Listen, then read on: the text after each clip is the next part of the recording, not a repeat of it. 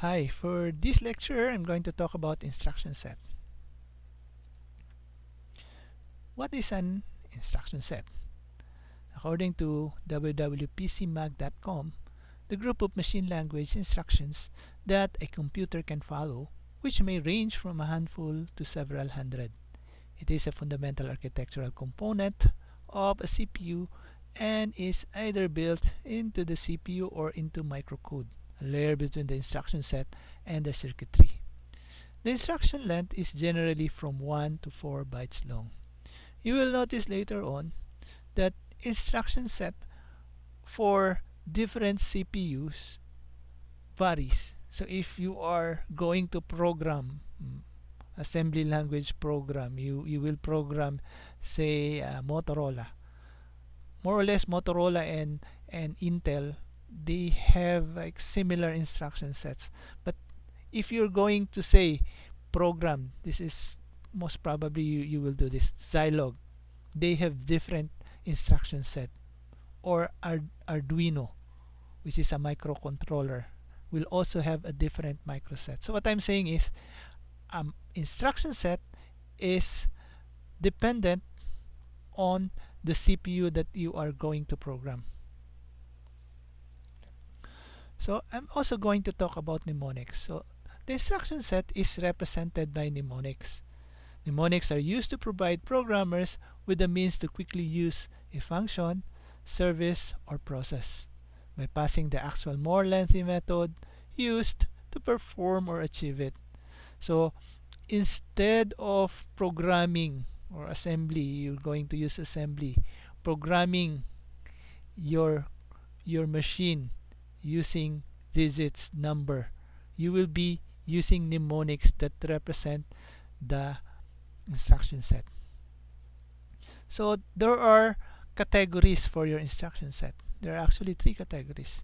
So you have instruction set for data movement, you have for arithmetic and logic, and you have for control flow. So these are example of your instruction set or mnemonics. You have the move, push, pop, and leia, or load effective address. And then for arithmetic, you have like add, subtract, division, multiplication, and then you have shift left, shift right, rotate left, rotate right, and or not, XOR, etc. For control flow, you have jump or JMP, that is unconditional jump, and then you have compare, and you have call, and then you have ret. Okay, I'll open our emulator. So this is our emulator, and this, as you can see, these are some of the instruction set here. So basically I just got this is a sample, one of the sample programs that that uh, that go with the emulator. So basically what this does is just to display hello world. So if you're going to run this, there, hello world. So later on, as we have more lecture, we're going to discuss all the other components here, like what the other instruction set do. So we can play here. This is instruction set. Actually, you can change this into leia, and then leia dx message. Yeah, if you will do that, you will see the same hello world. So whether leia or move, basically more or less they do the same thing. And then of course these are interrupt. This is an instruction set. And interrupt, we will also talk about interrupt.